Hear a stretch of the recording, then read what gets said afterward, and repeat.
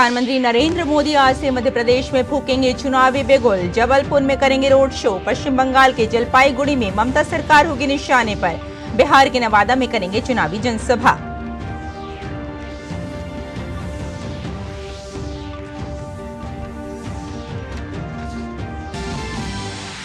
भाजपा अध्यक्ष जेपी नड्डा तमिलनाडु में संभालेंगे चुनावी प्रचार की कमान। कुडलोर, कारूर, विरुधुनगर में करेंगे जनसभाएं। तिरुचिरापल्ली में करेंगे रोड शो। वहीं वरिष्ठ भाजपा नेता राजनाथ सिंह राजस्थान के पिलानी में करेंगे जनसभा। अन्य दलों के नेताओं ने भी झोंकी ताकत।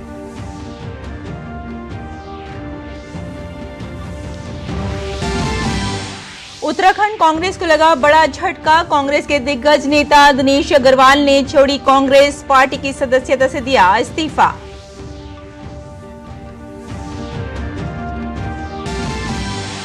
उपराष्ट्रपति जगदीप धनखड़ आज बोध गया के भारतीय प्रबंधन संस्थान के दीक्षांत समारोह में होंगे शामिल। महाबोधि मंदिर में करेंगे पूजा अर्चना। श्री हरिकोटा से अग्निबाण SORTED मिशन का होगा प्रक्षेपण। भारत के नए सेमी क्रायोजेनिक इंजन अग्निलेट और रॉकेट की तकनीक की क्षमताओं का करेगा प्रदर्शन।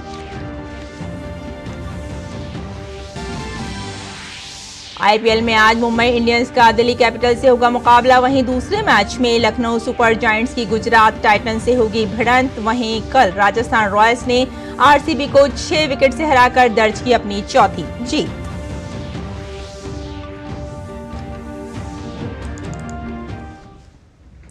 नमस्कार, हिंदी समाचारों में आपका स्वागत है। मैं हूं रेशमा आपके साथ। आइए बुलेटिन की शुरुआत करते हैं 24 की चुनौती से।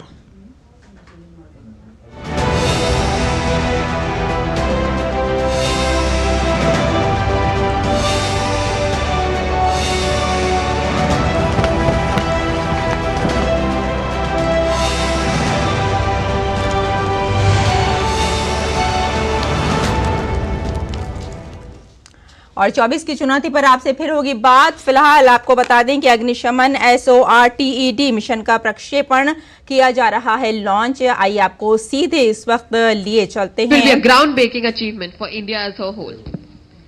With just over 1 minute left until liftoff, it's essential to acknowledge the dedication and hard work of our team. Their unwavering commitment to excellence and their relentless pursuit of innovation have brought us to this momentous occasion. As we are experiencing some delay in the pre-launch events, we have made the decision to wait and hold for today's flight.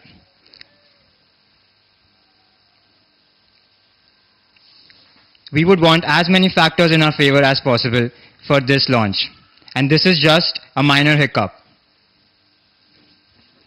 The countdown is right now on hold, and we will keep you updated with any new updates.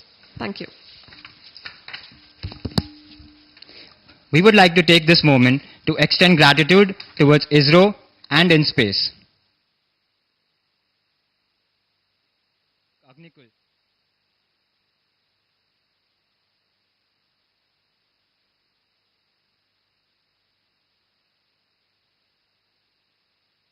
Waiting for a confirmation from our ground support team for the exact reason of the hold of the launch.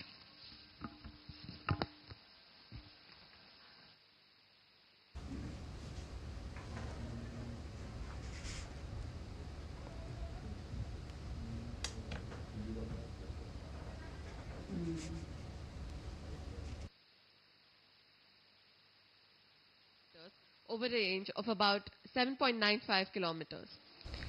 It will be launched from India's first private launch pad. तो आपको बता दें कि अग्निबाण SORTED mission का ये जो प्रक्षेपण है ये अब किया जा रहा है। फिलहाल आइए अब बात कर लेते हैं लोकसभा चुनाव की और 24 की चुनौती के साथ।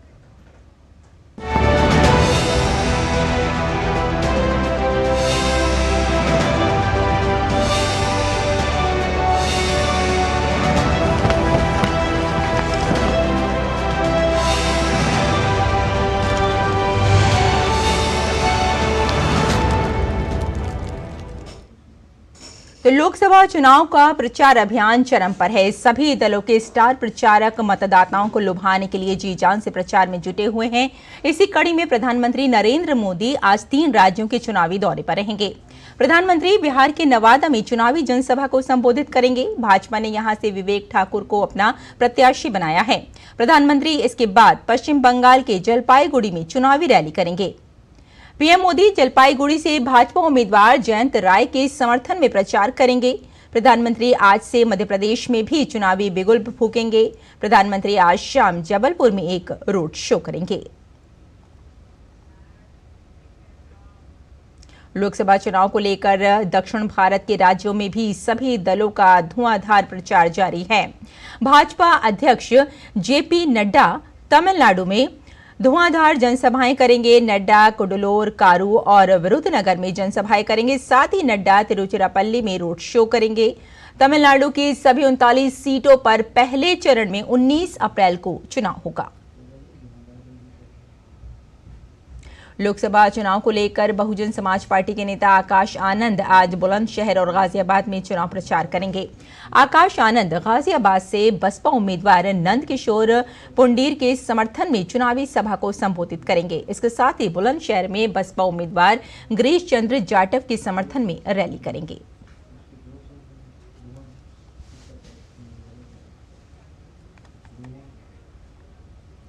लोकसभा चुनाव से पहले कांग्रेस को लगातार झटके लग रहे हैं। उत्तराखंड से भी कांग्रेस को बड़ा झटका लगा है। पूर्व कैबिनेट मंत्री और वरिष्ठ कांग्रेस नेता दिनेश अग्रवाल ने पार्टी की सदस्यता से इस्तीफा दे दिया है। बीते दिनों पार्टी की ओर से जारी 40 स्टार प्रचारकों की सूची में उन्हें भी स्थान दिया गया था। सूची जारी होने के एक दिन बाद ही दिनेश अग्रवाल ने पार्टी से त्यागपत्र दे दिया। दिनेश अग्रवाल प्रदेश कांग्रेस संगठन से लंबे समय से नाराज चल रहे थे। संगठन में जिला व महानगर स्तर पर की गई नियुक्तियों को लेकर उन्होंने कुछ दिन पहले भी नाराजगी जताई थी। केरल के मुख्यमंत्री पिनाराई विजयन ने कांग्रेस के घोषणा पत्र पर जमकर हमला बोला है। पिनाराई विजयन ने आर्टिकल 370 और सीएए जैसे मुद्दों पर कांग्रेस की चुप्पी पर सवाल उठाए हैं। विजयन ने कहा कि पिछले 5 साल के अनुभव से लोग समझ गए हैं कि कांग्रेस पार्टी को वोट देने का कोई मतलब नहीं है। विजय ने कहा कि वोटों की खातिर कांग्रेस अपने मूल्यों से समझौता कर लेती है। माकपा नेता ने कहा कि उनकी पार्टी के घोषणा पत्र में गैर कानूनी गतिविधियां रोकथाम अधिनियम यूएपीए और मनी लॉन्ड्रिंग रोकथाम अधिनियम पीएमएलए जैसे कठोर कानूनों को निरस्त करने का वादा किया गया है। कांग्रेस के घोषणा पत्र में ये प्रतिबद्धता नहीं है।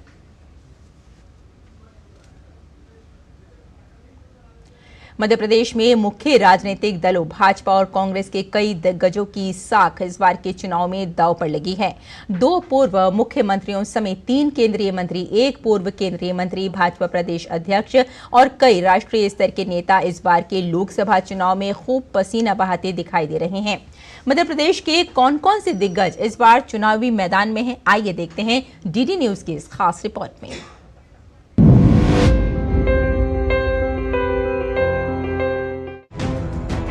मध्य प्रदेश की 29 में से 9 सीटें ऐसी हैं जहां भाजपा और कांग्रेस के बड़े चेहरे चुनाव मैदान में उतरे हैं। राज्य के 2 पूर्व मुख्यमंत्री, कई केंद्रीय मंत्री और कुछ पूर्व केंद्रीय मंत्री भी इस बार के चुनावी समर में हैं।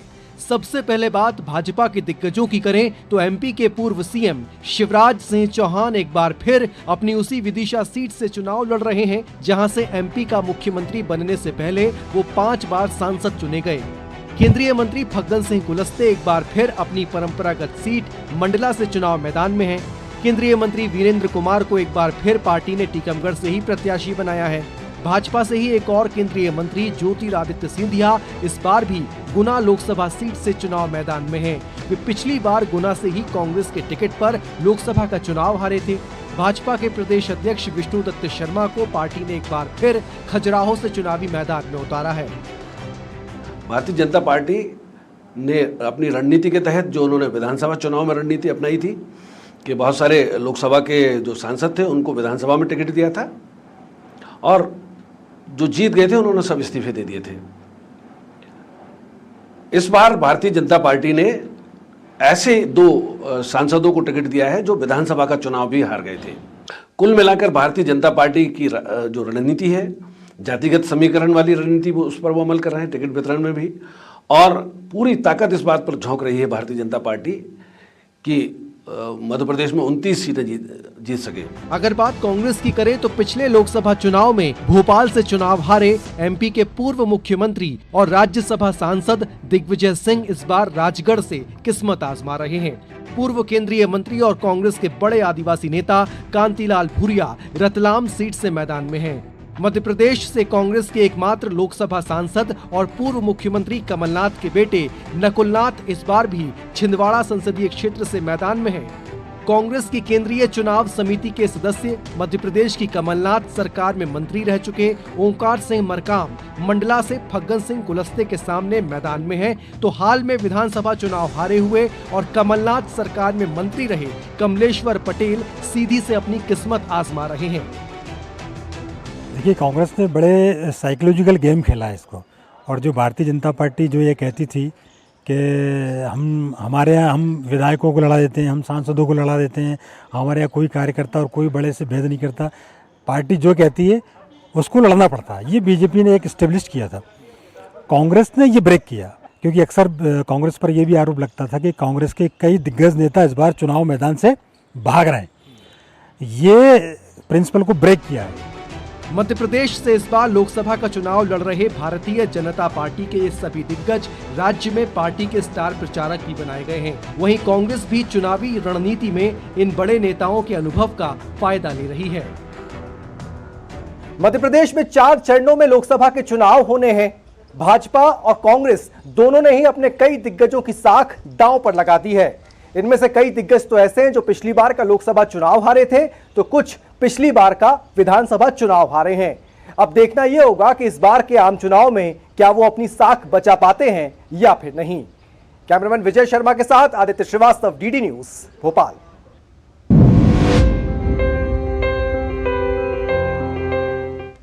तो 24 की चुनौती में बस इतना ही।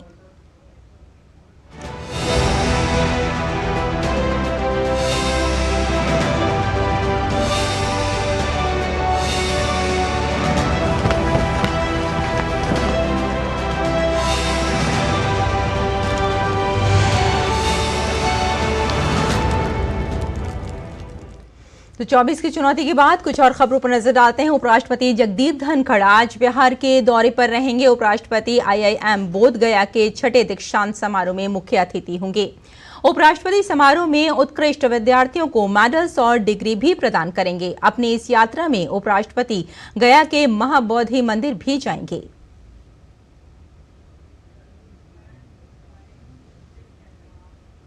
सत्रह अप्रैल को चैत्र रामनवमी के अवसर पर होने वाले श्री राम जन्मोत्सव की तैयारियां पूरी कर ली गई हैं। रामनवमी के अवसर पर देश और दुनिया भर से बड़ी संख्या में श्रद्धालुओं के अयोध्या आने की उम्मीद है। श्री राम जन्मोत्सव की तैयारी को अंतिम रूप देने के लिए श्री राम जन्मभूमि तीर्थ क्षेत्र ट्रस्ट की आवश्यक बैठक के प्रथम दिन महत्वपूर्ण निर्णय लिए गए। प्रसार भारती के माध्यम से अयोध्या के नगरीय और ग्रामीण बाजारों में 100 स्थान पर LED के माध्यम से श्री राम जन्मोत्सव का सीधा प्रसारण दिखाया जाएगा। बैठक में लिए गए निर्णयों की जानकारी देते हुए ट्रस्ट के महासचिव चंपत राय ने बताया कि 15, 16, 17 और 18 अप्रैल को 20 घंटे रामलला के दर्शन किए जा सकेंगे। प्रसार भारती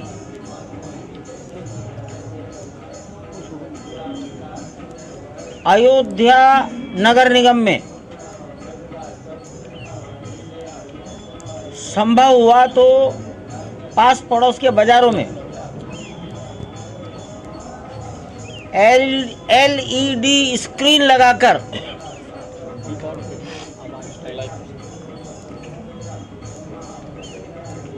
रामनवमी के दर्शन कराएगी। जनता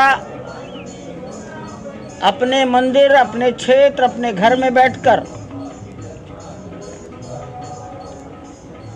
टेलीविज़न, मोबाइल के माध्यम से अयोध्या का रामनवमी पर्व बड़ी धैर्य और शांति के साथ दर्शन कर सकेंगे। वहीं देश दुनिया से आने वाले श्रद्धालु रामलला का दर्शन कर अपने जीवन को धन्य मान रहे हैं। दर्शनार्थी मंदिर में व्यवस्था को देखकर काफी खुश हैं और साथ ही साथ मंदिर का इंटीरियर देखकर अचंभित भी हैं। उनका कहना है कि रामलला का दर्शन करके एक विशेष अनुभूति का आभास हुआ है। कितने बलिदानों के बाद आज भगवान श्री रामचंद्र लला विराजमान हुए। हम गुजरात से यात्रा करके आज यहाँ आए, बहुत थके हुए थे, लेकिन जब भगवान की मूर्ति देखी तब ऐसा लगा कि हमारा पूरा जीवन का थाक दूर हो गया। रामलला के जी के दर्शन बहुत अच्छे हुए, मैनेजमेंट अच्छा है, कोऑपरेटिव है पीपल, मतलब टोटल मिला के हमें यहाँ पर आज बहुत अच्छा लगा। रामलला के दर्शन तो बहुत बड़े, वेरी गुड, मज़ा आ गया।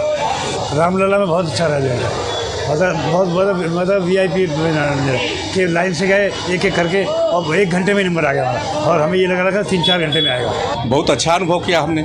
ये ऐसी अनुभूति हुई कि प्रभु के चरणों में मैं आया, उनकी कृपा थी, मैं आया, बढ़िया लगा, सब बहुत अच्छा, व्यवस्था सुंदर लगी, अच्छे से दर्शन हुआ। भारत की संस्कृति में कई अद्भुत कलाएं शामिल हैं।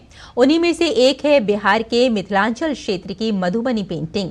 मिथिला भूमि मां सीता की जन्मभूमि है और इसका रामायण से विशेष संबंध रहा है। जाहिर है कि मधुबनी पेंटिंग में रामायण की कथाओं का दर्शन मिलेगा। इसी सांस्कृतिक विरासत को दर्शाती हुई मिथिला रामायण की प्रदर्शनी दिल्ली के ललित कला अकादमी में आयोजित की गई है। भारत की विरासत कलाकृतियों और कलाकारों से संपन्न है। पिछले कुछ वर्षों में कथा को संरक्षित करने और कलाकारों को सशक्त बनाने पर विशेष ध्यान दिया जा रहा है। इसी कड़ी में दिल्ली के ललित कला अकादमी में मिथिला रामायण की प्रस्तुति की गई। मिथिला का कण कण खिला, जमाई राजा राम मिला। वैसे तो भगवान श्री राम पूरे देश की आत्मा में निवास करते हैं, लेकिन मिथिलांचल में भगवान श्री राम का महत्व पाहुन के तौर पर विशेष है। उनका विशेष मान है, सम्मान है, और उसी प्रेम को यहाँ पे मिथिला पेंटिंग ट्रेडिशन की महिलाओं द्वारा प्रदर्शित किया गया है। इस प्रदर्शनी का उद्घाटन संस्कृति मंत्रालय के संयुक्त सचिव लिली पांडे ने किया और उन्होंने इस तरह के आयोजनों को महिलाओं के विकास के दौर में बेहद अहम बताया। हम अभी इस दौर में आ गए हैं जहाँ पे विमेन डेवलपमेंट से आगे बढ़कर अब विमेन लेड डेवलपमेंट की ओर हम लोग अग्रसर हो गए हैं। और सबसे अच्छी बात जो मिथिला पेंटिंग्स की है, मधुबनी पेंटिंग्स की, ये जो चित्रकला शैली है महिलाओं द्वारा ही प्रैक्टिस की जाती है और इसका प्रोपगेशन भी महिलाएं करती हैं। महिलाओं के विशेष योगदान को दर्शाती इस कला की प्रस्तुति में 40 से अधिक महिला कलाकारों ने अपनी कला का प्रदर्शन किया, जिसमें मिथिला पेंटिंग में पहली पद्मश्री विजेता जगदम्बा देवी की चित्रकारी के साथ 7 अन्य पद्मश्री विजेताओं की रामायण की कथाएं दर्शाती मिथिला पेंटिंग का संग्रह है।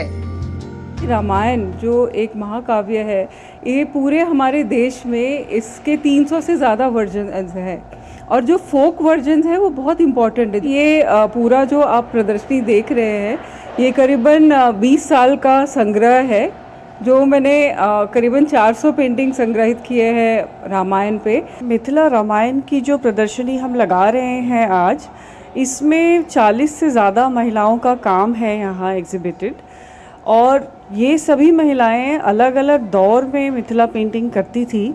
कुछ मास्टर क्राफ्ट्समैन हैं, पद्मश्री विनर्स भी हैं, और कुछ जो सीनियर आर्टिस्ट हैं और कुछ नए आर्टिस्ट हैं।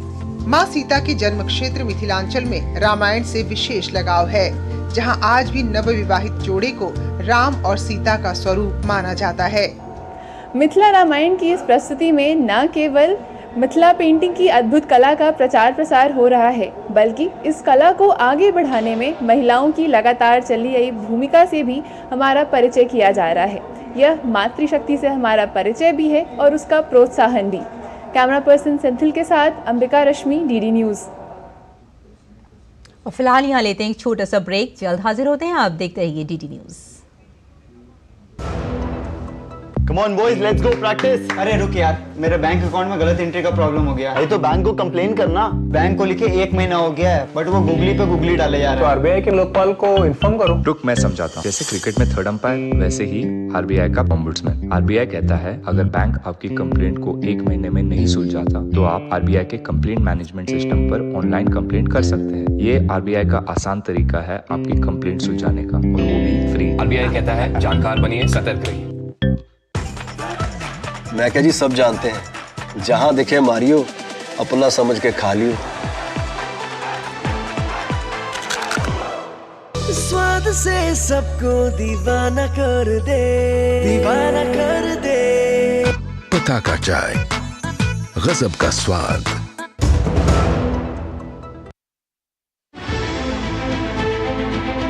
सियासी बिसात पर राजनीति का गुणाभार, गठबंधन की सियासत, बदलते रिश्ते, नेताओं की बयानबाजी। देखिए 24 की चुनौती दिन भर सिर्फ डीडी न्यूज पर।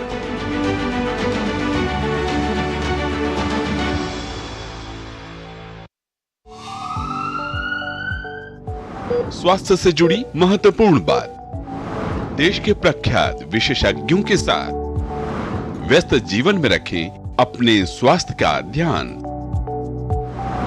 सेहत के लिए जरूरी है पोषण, साथ ही रोजाना करें व्यायाम। कैसे हो रोग के लक्षणों की पहचान, बीमारियों की कैसे करें रोकथाम। यदि आप हैं किसी रोग से परेशान, फोन और ईमेल के माध्यम से पूछें अपना सवाल। विशेषज्ञों से मिलेगा सही समाधान। देखिए स्वास्थ्य से जुड़ा विशेष कार्यक्रम टोटल हेल्थ हर शनिवार और रविवार सुबह 8:30 बजे सिर्फ डीडी न्यूज पर। ब्रेक के बाद एक बार फिर आपका स्वागत है।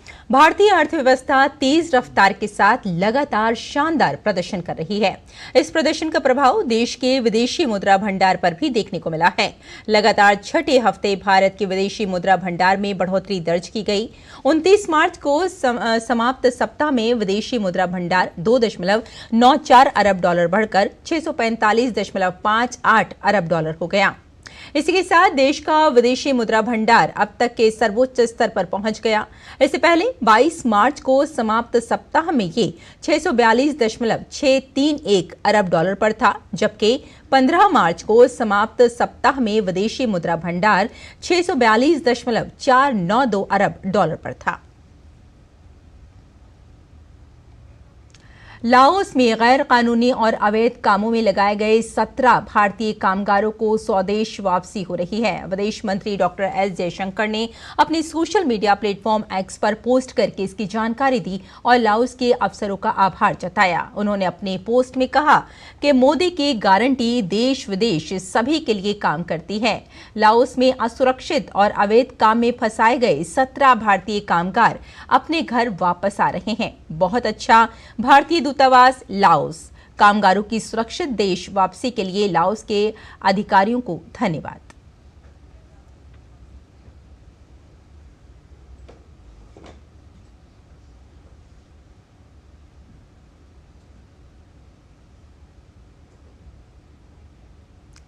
और इजराइल में सरकार विरोधी प्रदर्शनकारियों ने सड़कों पर उतरकर प्रधानमंत्री बेंजामिन नेतन्याहू के इस्तीफे और हमास के साथ चल रहे युद्ध के बीच देश में जल्द चुनाव कराने की मांग की है।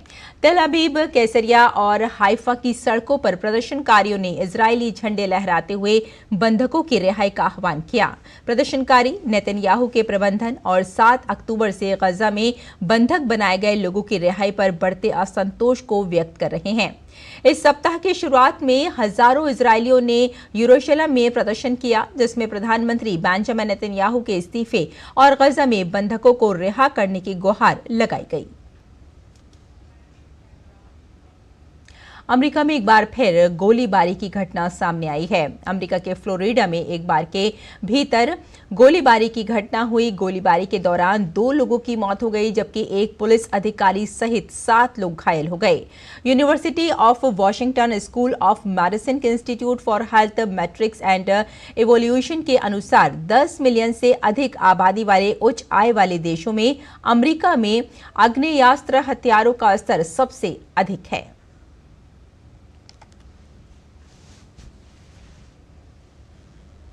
अर्जेंटीना में रहने वाले दर्जनों वेनेजुएला प्रवासियों ने स्वतंत्र चुनाव की मांग को लेकर विरोध प्रदर्शन किया।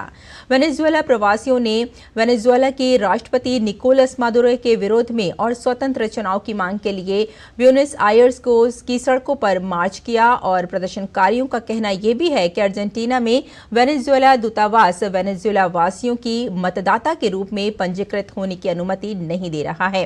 कई लोग मतदान नहीं कर पा रहे हैं। दरअसल ये विरोध दुनिया भर में 50 से अधिक विरोध प्रदर्शनों में से एक है, जिसे विपक्षी नेता मारिया कोरिना मचाडो के लिए समर्थन दिखाने के लिए बुलाया गया था, जिन्हें निकोलस मादुरो की सरकार ने चुनाव में भाग लेने से प्रतिबंधित कर दिया था। मैक्सिको के राष्ट्रपति आंद्रेस मैनुएल लोपेज ओब्राडोर के इक्वाडोर से अपने राजनयिक संबंध तोड़ने का ऐलान कर दिया है। इक्वाडोर के पुलिस अधिकारियों ने राजधानी क्योटो में स्थित मैक्सिको के दूतावास में जबरन घुसकर इक्वाडोर के पूर्व उपराष्ट्रपति जॉर्ज ग्लास को हिरासत में ले लिया था। जॉर्ज ग्लास ने मैक्सिको के दूतावास में राजनीतिक शरण दिए जाने का अनुरोध किया है। इस घटनाक्रम के बाद मैक्सिको के राष्ट्रपति ने इक्वाडोर के साथ राजनयिक संबंध समाप्त करने की घोषणा की। इस मामले पर इक्वाडोर के विदेश मंत्री ने कहा कि मैक्सिको ने हमारे आंतरिक मामलों में हस्तक्षेप करके अंतर्राष्ट्रीय सिद्धांतों का उल्लंघन किया है।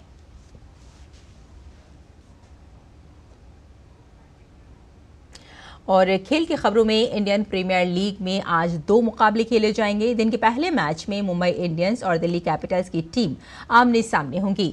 ये मैच मुंबई के वानखेड़े स्टेडियम में खेला जाएगा। मौजूदा सीजन में दोनों टीमें अपने खराब प्रदर्शन के दौर से गुजर रही हैं। अब तक खेले गए 4 मैचों में दिल्ली कैपिटल्स सिर्फ 1 मैच जीत पाई है। वहीं मुंबई इंडियंस को इस सीजन में एक भी जीत नसीब नहीं हुई है। आज खेले जाने वाले मुकाबले में मुंबई इंडियंस की कोशिश अपने प्रदर्शन में सुधार करते हुए पहली जीत हासिल करने की होगी।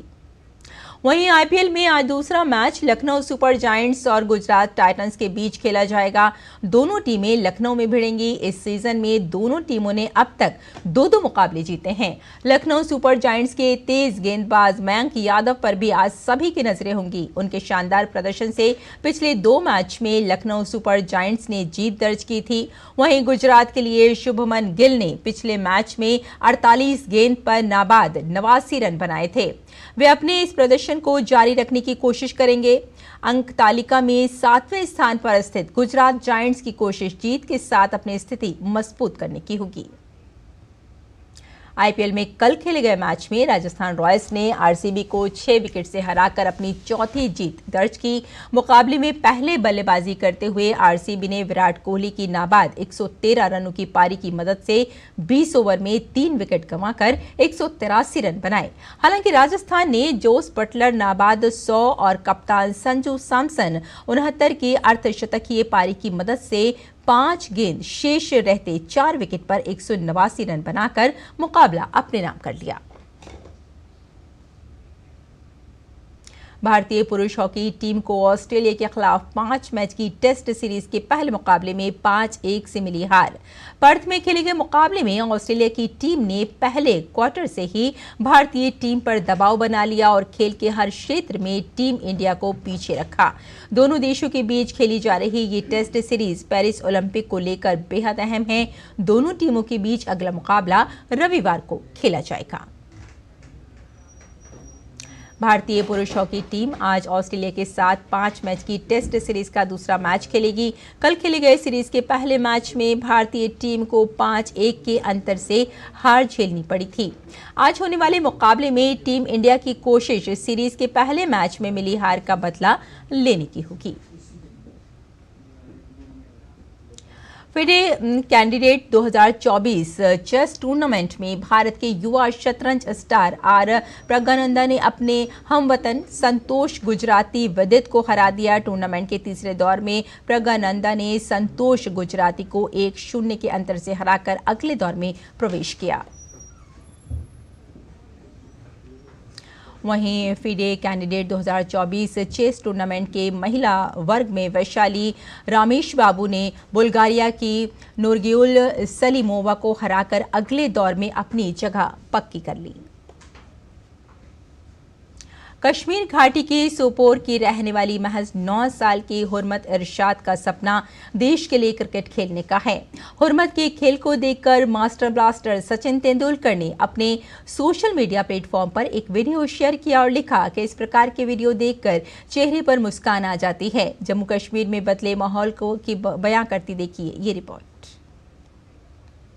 क्रिकेट के भगवान कहे जाने वाले मास्टर ब्लास्टर सचिन तेंदुलकर अगर किसी क्रिकेटर की तारीफ कर दें तो ये अपने आप में बड़ी बात है। जी हाँ, ये तारीफ मिली है कश्मीर घाटी के सोपोर की रहने वाली महज 9 साल की हुर्मत इरशाद को। दरअसल सचिन तेंदुलकर ने अपने सोशल मीडिया प्लेटफॉर्म पर हुर्मत का एक वीडियो शेयर कर लिखा कि इस तरह के वीडियो देखकर मेरे चेहरे पर मुस्कान आ जाती है। युवा बच्चियों को क्रिकेट खेलते देखना हमेशा अच्छा लगता है। सचिन से मिली तारीफ के बाद अपनी खुशी जाहिर करते हुए हुर्मत ने कहा कि उनका सपना मिताली राज की तरह भारत के लिए खेलना है। मैं बहुत खुश हूँ, उसने मुझे ट्वीट किया और ये मैं उसको मिलना चाहती हूँ कि मगर मुझे इंडिया टीम में सिलेक्ट होना है। मुझे नहीं डर लगता है, मुझे क्रिकेट के खेलने का बहुत शौक है, मगर वहाँ पे ये गर्ल्स नहीं खेलते हैं, मैं बॉयज के साथ फिर खेलती हूँ। सोपोर के पजलपोरा गांव की रहने वाली हुर्मत तीसरी कक्षा की छात्रा हैं। छोटी सी उम्र में सचिन से मिली तारीफ ने उन्हें रातों रात एक नई पहचान दिला दी है। जो ये हुर्मत नामी बच्ची है ये मेरे गांव की है और छोटा मोटा एक गांव है। काफ़ी अरसे से ये इस ग्राउंड में खेलती थी जो ईदगाह आलिया जंगीर का ग्राउंड है और आज पूरे जंगीर के साथ साथ बिलखुसूस मेरे इस गांव के लोग काफ़ी खुश नज़र आ रहे हैं। स्पेशली प्राइम पब्लिक स्कूल के जो बच्चे हैं वो बधाइयाँ दे रहे हैं, मुबारकबाद पेश कर रहे हैं इसको कि इस तरह हमारे स्कूल या इस इलाके जंगीर से ये होनहार तालिबा निकली जिसने अपने इस क्रिकेट में अपना नाम कमाया। पिछले कुछ सालों में जम्मू कश्मीर हर क्षेत्र में आगे बढ़ा है। अगर खेल की बात करें तो कश्मीर के कई खिलाड़ी अलग अलग स्पर्धाओं में राष्ट्रीय और अंतर्राष्ट्रीय स्तर पर अपनी पहचान बना चुके हैं।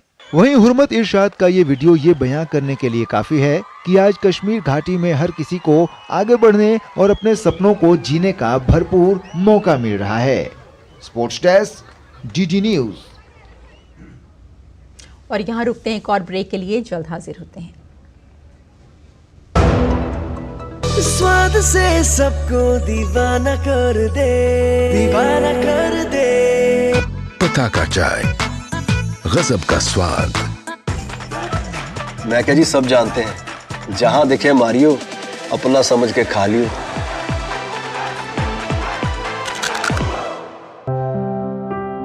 यकीन है खुद पर है नाज। सुनती हूँ अपने मन की आवाज। कभी शर्मीली तो कभी हूँ जाबाज। रुकना मेरी आदत नहीं, थमना मेरी चाहत नहीं। मैं हूँ नारी, यही मेरा अंदाज। हर जिम्मेदारी मैं बखूबी निभाती हूँ। वोट दे, प्राउड वोटर कहलाऊंगी। पूरे देश संग चुनाव का पर्व मनाऊंगी। तो फिलहाल मुझे ये इजाजत दीजिए, लेकिन आप देश भर के मौसम के मिजाज को जरूर देखिए। नमस्कार।